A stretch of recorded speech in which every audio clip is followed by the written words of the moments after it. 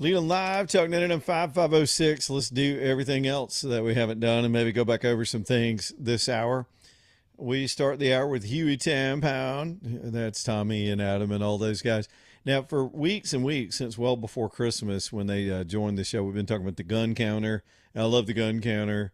And when next time Tommy gets a special, I'm going to throw that at you. So, day to day, if you're a gun person and you're not into going to a pawn shop for any reason, you need to swing by there and at least give them a shot and comparison shop to what they have in personal carry or tactical weapons or anything along those lines and compare it to where you normally shop. I think you'll find some incredible values and just a real good personal service. I'm gonna be real with y'all. Some gun shops are a little haughty. They kind of a little bit too much machismo and know-it-all stuff that goes on, and they keep everything locked away, and you got to beg them. You got to stand there for, can I look at, can I possibly look at that one? And it's just not like that at Hugh Tampon. They're just so friendly and helpful. They want to get it right for you. So go see them. But completely, because it's a pawn store and Tommy always has deals on stuff, he's a bargain guy. He struck a deal with these Larimore trailers, these utility trailers. And they're made right here in Alabama. I think he told me up in Walker County. And just quality, well-built, locally made, Alabama-made trailers that can help you get it done, too. Everybody needs one of these things somewhere around for all the if you're like me, you constantly got something going on.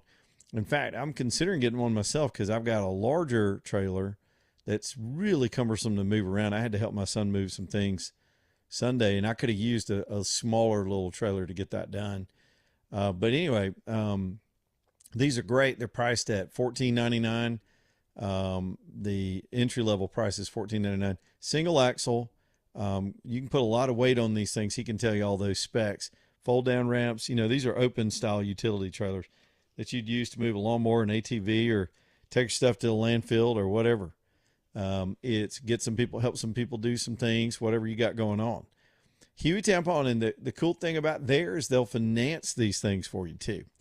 So go see Tommy and get to know him and get yourself a deal on a trailer and get to work this summer with whatever it is you need to get done with your trailer with your Larimore trailer at Huey Tampon.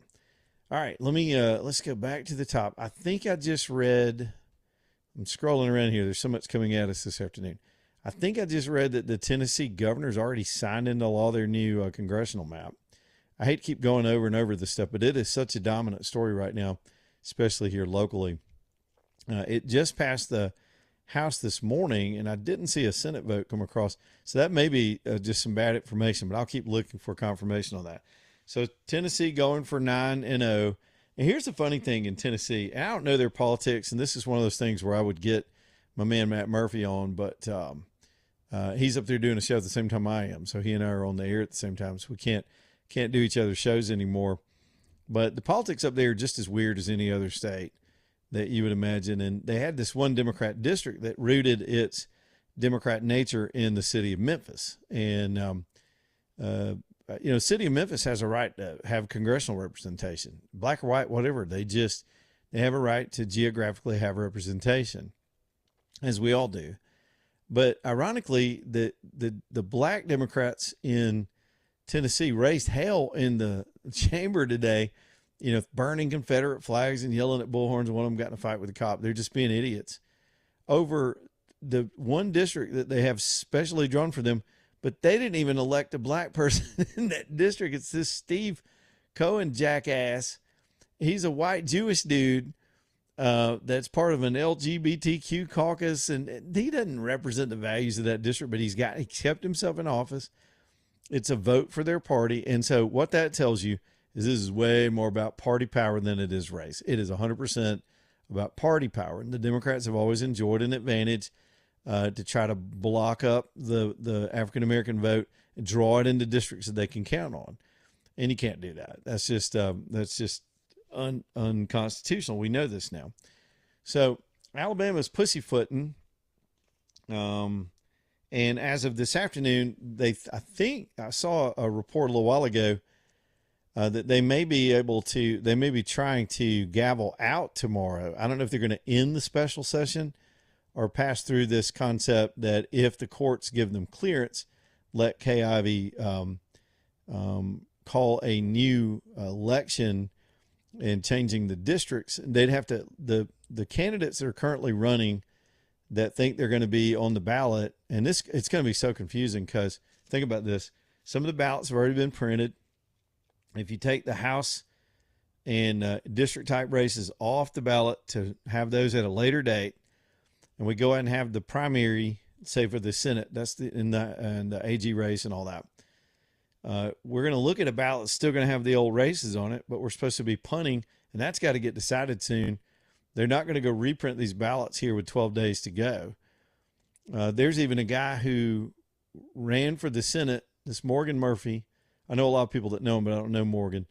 And he pulled his name out, but a lot of probate judges left him on the ballot.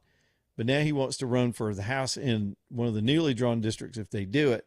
It's just utter confusion, and ballots confuse people anyway. And so we're kind of in this weird limbo because the legislature weren't aggressive enough. The governor wasn't aggressive enough. The AG didn't have a plan. We're flailing around with these appeals that still haven't given us any clarity, even though Louisiana today, and I've gone through this a couple times on the show, Louisiana got clarity from their appellate circuit, the Fifth, who said the old case that got them in the court in the first place is moot. It's obviously moot, but they needed that certification from the court to move forward. So now they're going to move forward. So Alabama winds up in this lurch because we can't get clarity. We didn't argue the case right. We didn't have a plan to get into the courts quickly. We're lollygagging around, and the Republicans are going to pass this 6-1 plan. In other words, the default is if the courts give us permission, we'll go back to that map, and that'll be it. And that leaves the Democrats get a freebie out of that, even though the courts have ruled that that's not correct. So we'll just wait and see what they do. Now, another interesting factor in all this, and I heard Andrea Tice talking about it in the 1819 news, and I think it's smart. As hard as I've been on the Republicans for, kind of fiddle farting around and taking half measures, they've had a smart strategy of staying silent. While there was chaos yesterday and the Democrats do what they do, I mean, that's all they know how to do is pretend it's the 1960s and protest. And it's so tired. It's so tired. Can y'all look at me in my eyes on the camera? It's so tired.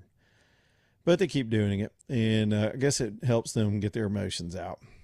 And the Republicans are stone cold silent. They're not talking to the media. They're not making comments in the hearings. It's freaking people out. They're just, and it's not because they're afraid of anything. It's a super smart strategy.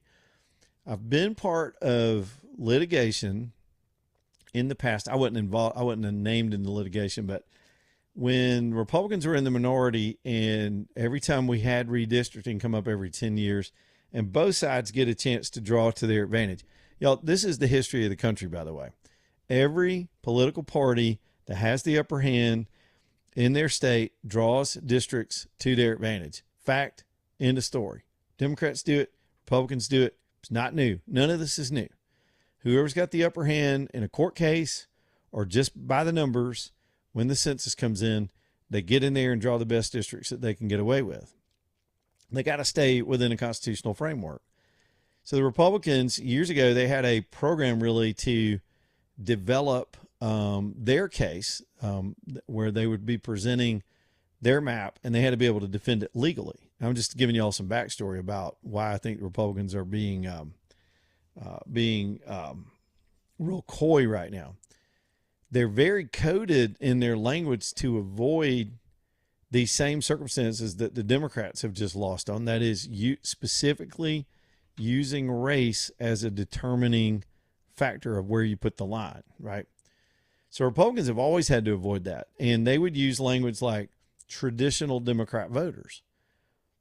And it's just how they would put it in their speeches and their presentations and their documents. You didn't say, we're going to put black people in this district and white people in this district. To satisfy the courts, you'd say, well, these are traditional Democrats, because you got voting patterns and things to go on. And so that's how they would delicately try to work around and the Democrats did the same thing, because nobody wanted a lawyer or a lawsuit to be brought up because somebody just flat out overtly used race in the drawing of the lines. And in this case, it was state lines for state Senate and state House races when the Republicans were still getting their heads kicked in before they took over.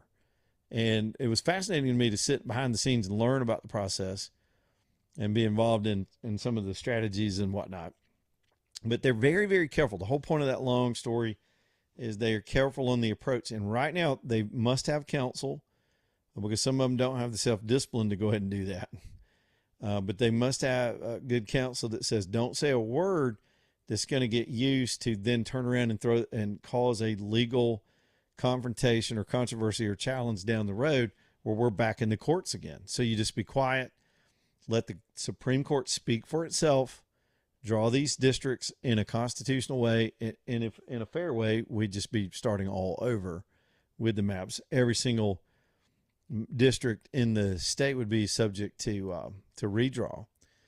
But they've chosen a kind of a path of least resistance, and I'm not exactly pleased with it, but I do like that strategy because the Democrats are litigious about this stuff, and they just lost a massive tool of bludgeoning the rest of the country with the race baiting these districts until they got them to their power advantage. This is a partisan advantage that they want. It really has little to do with race because black people can still vote, black people can still run. It's not about that. It just isn't. Nobody's being abridged. Everybody's colorblind now. That's the way it should be. Here's Randy on line 3. Let's go to the phones. We'll get phones between now and the close. I think that's all I have to say about that this hour. I'm still scrolling around during the breaks trying to find fresh information on it. Randy's over here on line 3. What's up, Randy? Hey, Jay, do we have Randy? Randy. Through the channels. There he is. Hey, man. Can you hear me? Go start over, buddy. Go ahead. Through the channels. I was flipping through the channels, and I come to this car show, and he's a mechanic. He come up with this device that you can plug up in your cigarette lighter, and it calibrates your vehicles and stuff. And he said if you get like 400 miles to a tank of gas, he guaranteed you would get 800 miles to a gallon of gas. To a gallon? No, to a tank of gas. You fill your vehicle up, and it says 400 miles to 400 miles to empty. Right. He guaranteed you would get 800 miles. Did he guarantee you'd actually get that, or that the screen would just show you that? Yeah. Yeah, that doesn't make any sense. He guaranteed it. I don't believe it at all. You plug it up in your cigarette lighter. That violates the laws of physics. Thank you, Randy. It does something to the computers and it recalibrates your vehicles. Well, you could use that to get to work now, couldn't you? Yeah. There you go, then. All right. Thanks, Randy. Hey, Jay, what the hell was that? That's 2 days in a row with Randy just saying crazy stuff. Are we going to give away the tickets? Oh, we haven't played the song yet. We haven't played the song yet. Okay, so here's the tease. Now I got to talk about Ted Turner, then I got to take a break.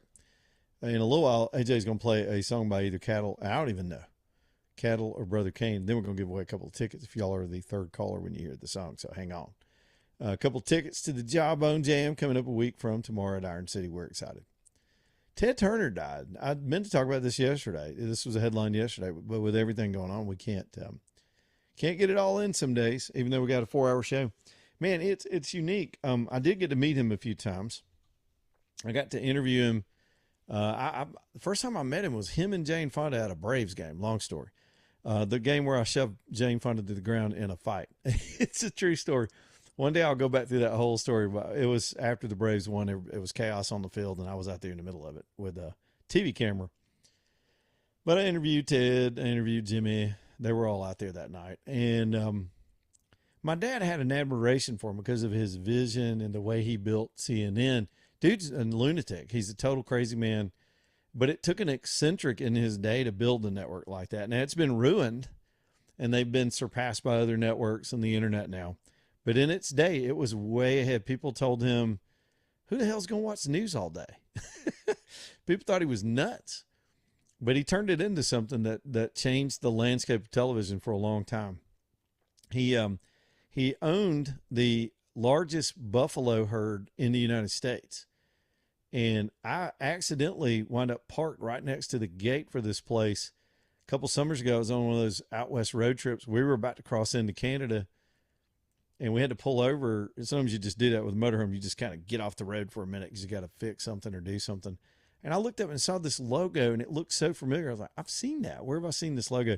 And it was it just said TT on the logo on the front of the gate that went in, and you could see all these buffalo out there were fenced in with this very unusual fencing to keep them in.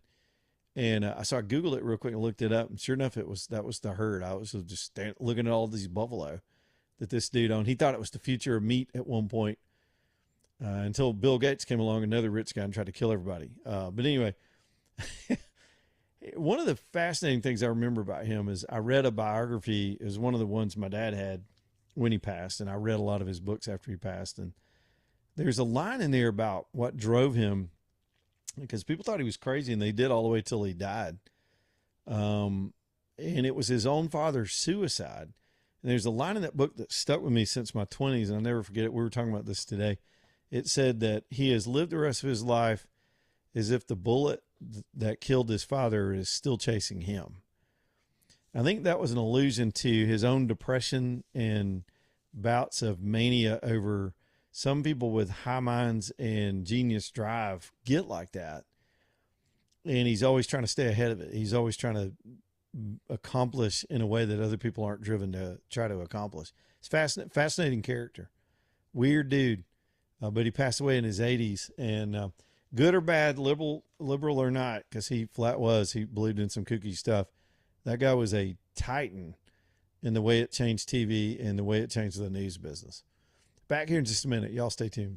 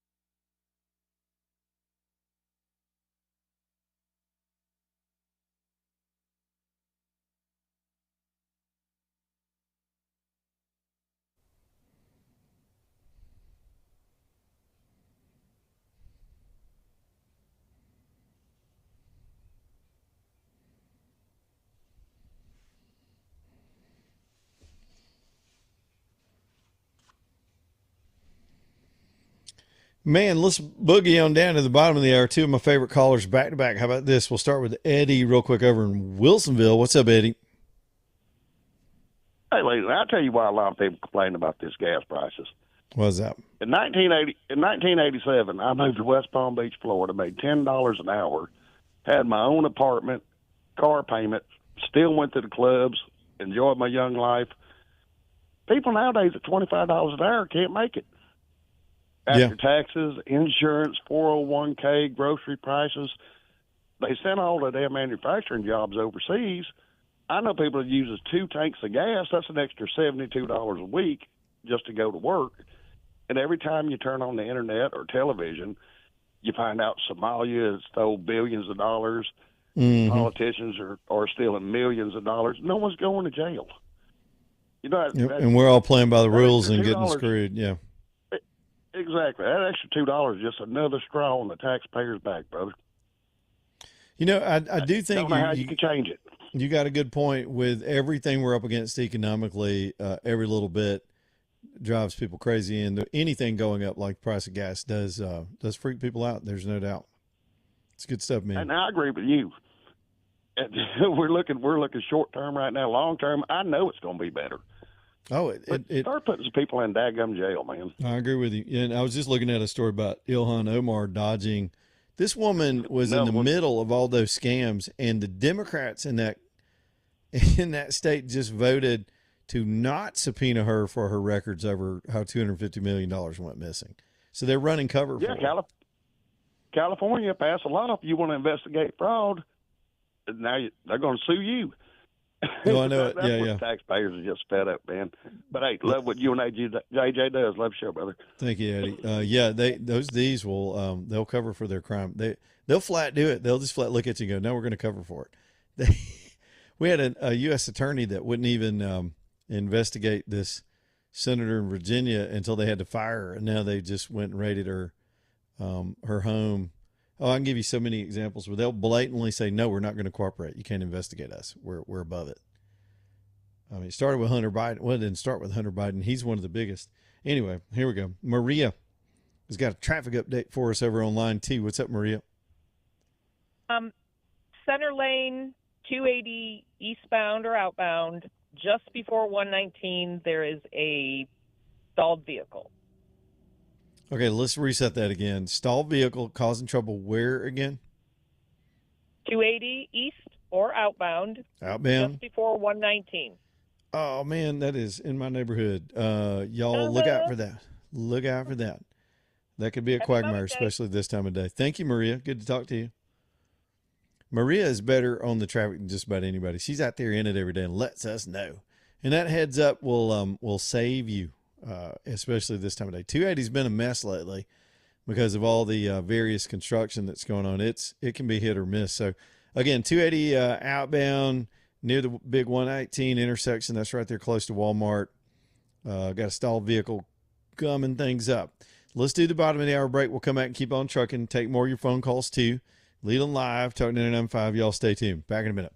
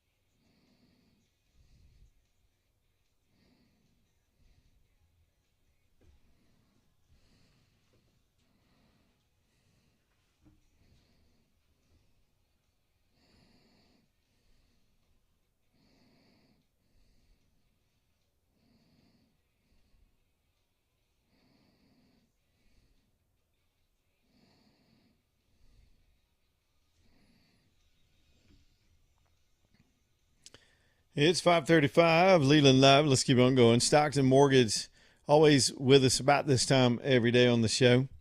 Thomas is all jammed up the next 2 days, so I'm just going to tell you, if you're kind of noodling through and thinking about refinancing or doing something with your mortgage, you can get online and search around, but you're not going to get complete picture stuff. You're going to get what the algorithms put in your face, companies that paid to be in your face, and they're limited to whatever they're limited to, because it's just it's not the best way to do it. The best way to do it is a real personal relationship with Thomas and his team over at Stockton Mortgage. They will listen to you, listen to the nuances of what it is you're trying to do. Maybe there's something, sometimes there's a question you hadn't thought to ask the search engines, but they'll ask you, what about this? What about that?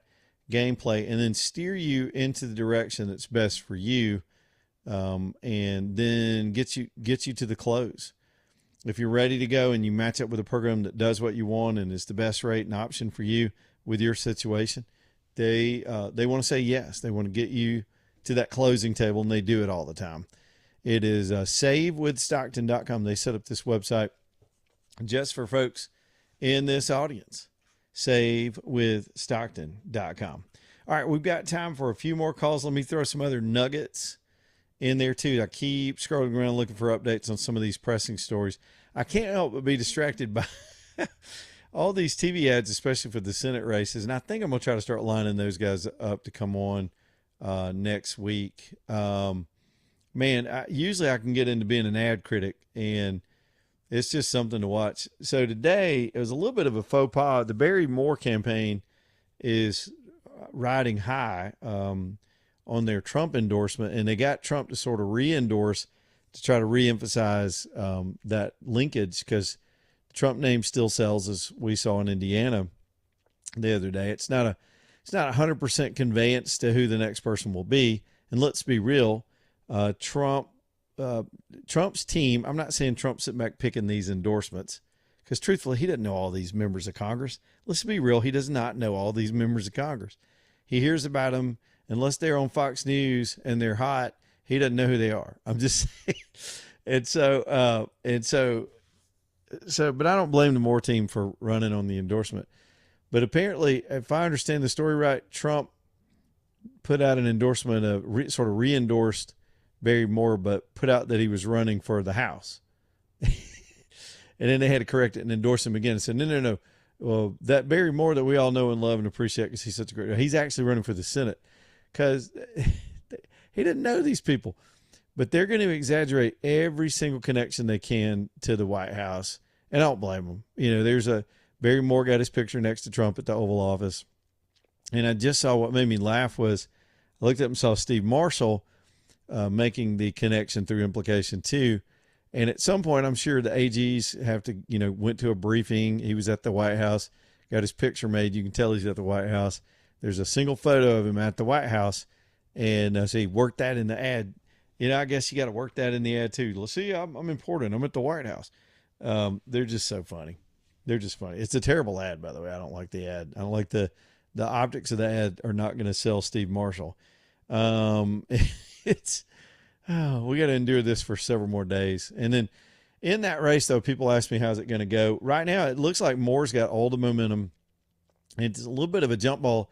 The polls have bounced around at the bottom. The undecideds are tightening up, but it's a jump ball between Jared Hudson and Steve Marshall in what will likely be a Republican runoff. It's stayed mostly a three-way race. Moore has not been able to break out above 50%. Things could change, I guess. That something big could happen in the next 8 days. But that looks like what we're headed for is a runoff period with two candidates. How will that go? I think, and I'm not trying to show bias because, y'all all know I'm friends with Jared, but Jared Hudson's I think he's a great guy and a great resume. But how are they actually doing? Hudson's got that outsider thing that could play well in a runoff. He's proved he can fundraise. And when it comes down to a two-way comparison, two men on a stage, two men in a debate, I think he's got the upper hand in presentation and sort of fire. But I've yet to really sit down and meet Barry Moore, so Barry Moore may be able to handle himself as well. And I don't know that we'd have anything scheduled. We'd be happy to host a debate like that. If I believe Moore would run away with it if it's Moore and Steve Marshall, because Marshall's also an insider. There's no differential between the two. I mean, Hudson has that argument that I'm not a politician. Marshall can't argue that. So here's two politicians in the runoff, and I just think Moore, he has the resources and cash on hand to keep pressing. And Marshall's kind of been in a free fall since he got in the race. He's not gained any momentum or traction, and there are a lot of reasons for that. Honestly, this redistricting fight should have been an opportunity for him, but I think his team was a little slow on the trigger and blew it. They're not communicating in a way. If they'd been more aggressive and gotten the governor's face and gotten us off to a better start, had a better plan, I think that would have been something to run on. I mean, we saw just what happened in Indiana. If you're the AG, you're the quarterback on this thing, not the governor, except for not the session, but the legal pursuit of clarity. We still don't have it. Louisiana got theirs. That Louisiana's lawyers argued all the way to the Supreme Court, won their case, and then got their clearance today from the Fifth to get the case thrown out. Here we are still sitting here with a bunch of legislators afraid to speak out loud. And a lot of that's because I believe the AG's office was a step slow. It's just my opinion. It's not a legal opinion. It's a political opinion. It sure is. Here's Jerry. He won the Jawbone Jam tickets. Jerry, welcome into the show, man. Well, congratulations to you. all right, man. I ain't won nothing in a long time. Well, I hope we see you, man. It's going to be a fun night. What time you guys setting up? Well, we'll be there. We're doing the show there from 2 to 6. So we'll probably be out there anywhere after lunch. I don't know that the doors are open to the public yet, but we will be out there doing the show. But they'll get those doors open late in our show. Hope to meet you, man. Sweet, man. I appreciate it. Who you going to take with you? My woman, Melissa Fox. All right, girl. Bring her. We'll see you there. She's also representing the state of Alabama in July in Las Vegas in a beauty contest. What kind of beauty contest? It's for older. You'd have to ask her to know all about it. But I understand, brother. I'm staying out of that. Support, man. Got support. You know, I'm just showing up. Hey, That's all he man, said. I'm with you. Every guy in the audience just nodded their heads like, do you know we have to explain? Well, you just show up, Jerry. I get it, man. yeah. Thank you, bro. I appreciate it, man. All right, buddy. Here's Barry over on line 2. What's up, Barry? Hey, man. You was talking about campaign ads. Yep. And I don't know if am I the only one? I voted for Trump 3 times, Republican, whatever. But is it not getting old? They're all riding his coattails. Every campaign ad is like endorsed by Donald Trump. And then they play like the same old. So and so's a great man that Donald Trump said. At some little fundraiser somewhere. They say it 3 times in the commercial. Oh yeah. It's kind of a turnoff for me for people campaigning. Even though I'm a Donald Trump fan, Yep. It's like it's too fake. Well, it is, and people are too cynical these days to just buy. So Trump comes to Alabama, and he's going to thank all the dignitaries in the room, and they hand him a list, and he's going to warm up the crowd. He's going to thank every public official, especially statewide elected, and I don't know. Say I'm picking on Steve Marshall, but Steve Marshall's in the crowd. He's going to say, "Steve, where's Steve at? Hey, glad to have Steve here. What a great AG!" And everybody claps like seals, and they eat their chicken. I've been to so many of those, dude. But then that's a highlight for these candidates, and they want to play that a million times so you can hear his name being called by the president. And it doesn't matter. It doesn't convey anything. It's like it's almost a turnoff, kind of. You know what I mean? It's like they're just be your own man, pretty much. That's true. You know what I mean? I don't think Trump's endorsement carries weight, but I don't think in certain races it matters one bit at all, because staking claim to it that way is not going to make a huge difference in the race. If it did, Barry Moore would have already run the Senate race. He'd be at 60%. That's the one thing he's run on since the beginning, and he's still in the 30s. The only time it really, like, pretty much, and it don't really matter to me much, but the only time it really, I guess, would affect a campaign is if he gets on True Social and trashes them. You know, writes a big long essay about them, like how he don't like them, kind of like how he done Mo Brooks and Jeff. Maybe so. And Yeah. all that, Yeah, you that's know. true. If he takes a swipe at them, it's going They to. still don't really. Yeah. No, you're very sophisticated with that, Barry. If they're at a dinner and he mentions their name and that's in an ad, that's less effective than if Trump gets pissed at one of them and the media picks up on it because they see division and gives it amplification for days and days and days. That's when probably it has a greater effect. Yeah. Well, that's all I want to say. All right, man. Love the show. Thank you, man. There's Barry tonight. I told y'all we'll go freestyle, take calls, whatever you got on your mind. Douglas Cooling and Heating next up on the show. Y'all get them over and make them. We all need different professional services on our home. We're not going to go out there and tune up our own ACs. Maybe some of y'all are good at that. But Douglas is my company, and they've been my company for 17 years. And I've owned different houses and had different situations. Some were newer, some were purchases, some were just ongoing maintenance, emergency stuff. I got friends and family that listen to the show but don't live in the area. Immediately they need help, and I'm like, you need to call Douglas. So they'll take care of them, and they have for years and years. Incredible feedback consistently all these years after all this time from people that they help. You need a real pro that's going to shoot straight with you, not try to upsell you. If it can be repaired, they fix it. They have an excellent maintenance program to keep things up to snuff. That both keeps you comfortable, saves you on your bills, and makes your unit run longer. You need to talk to them about that. It's calldouglas.com. Simple website. License number 2017181. Calldouglas.com. Don't forget they got a plumbing division too. You get sideways with your plumbing, all of a sudden they'll come help you. Calldouglas.com. Back in a minute.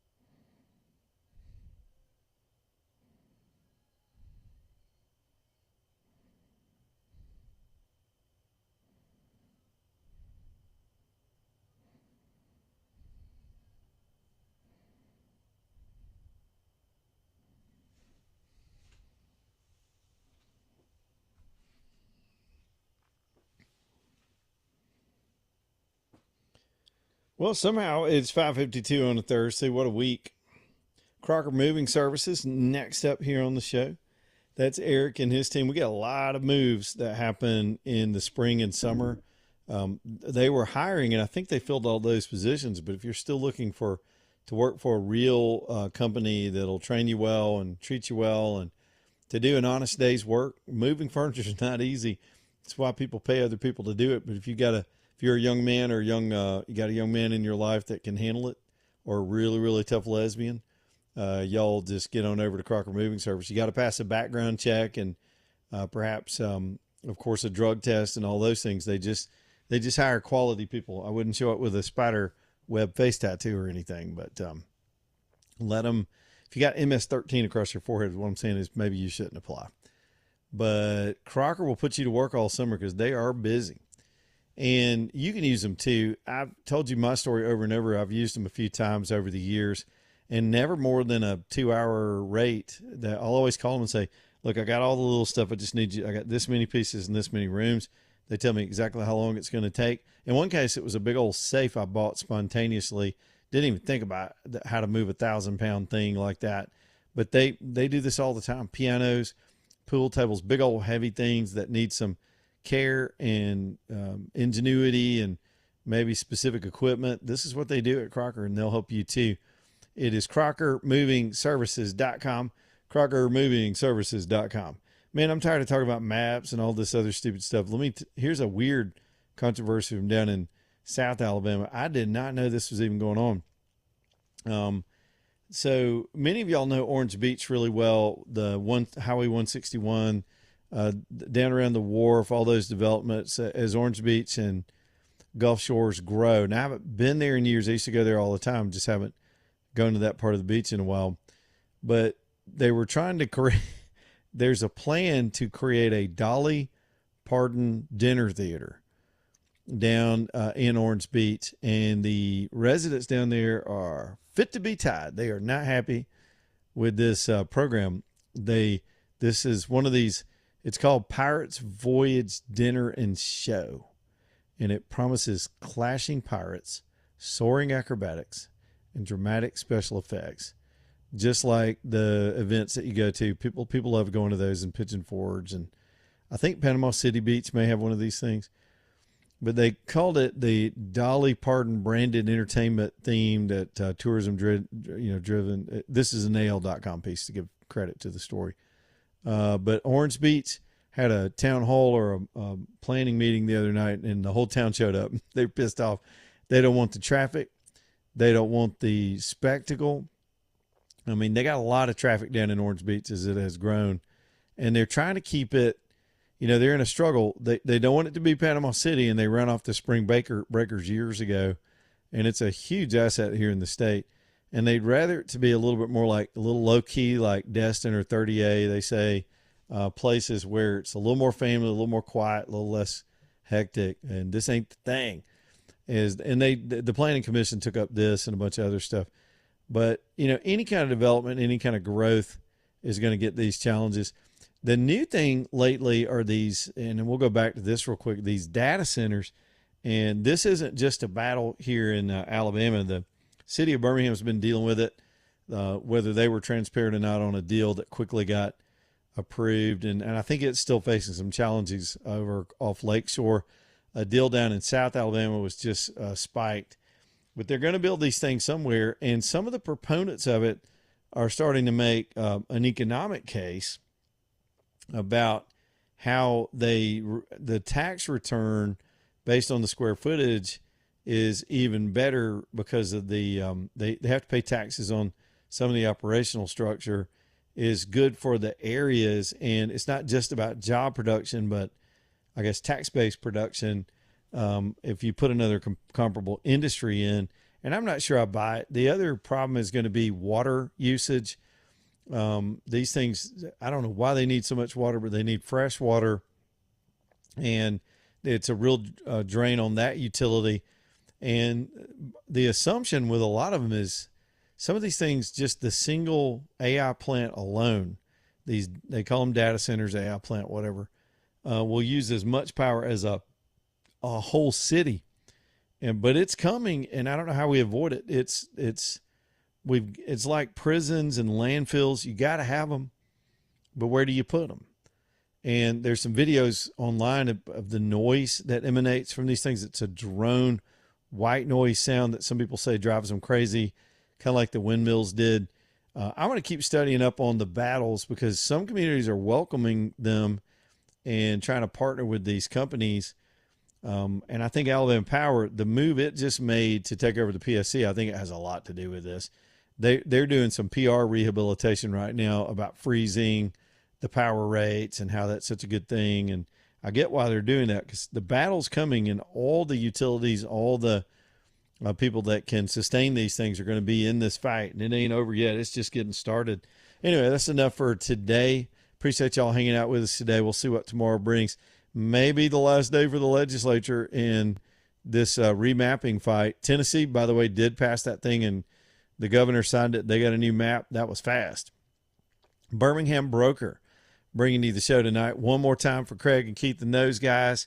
If you're in the business to get rid of a ride or trade your ride or do something different or something new, y'all reach out to Birmingham Broker and let them help you get that worked out. They're so good at helping you price it. That's where a lot of people go wrong. You'll get online and think you found a fair price, but they know what the market is actually bearing for these vehicles. And then they do all the work, the marketing, the thing, prepping it, haggling, finding the buyer, all those things, transacting all that paperwork. And then they send you a check, or you can go by there and pick up your check, and you're in a lot better shape by thousands of dollars than going and trading it in, or in a lot of cases trying to do all this yourself. It's a brokerage, and they'll help you out. And plus you'll like them once you get to meet these guys. Craig and Keith down at Birmingham Broker, bhambroker.com, downtown Birmingham, 4th Avenue South, bhambroker.com. Y'all stay tuned for Breaking Bread. We'll see you tomorrow. Goodbye, AJ.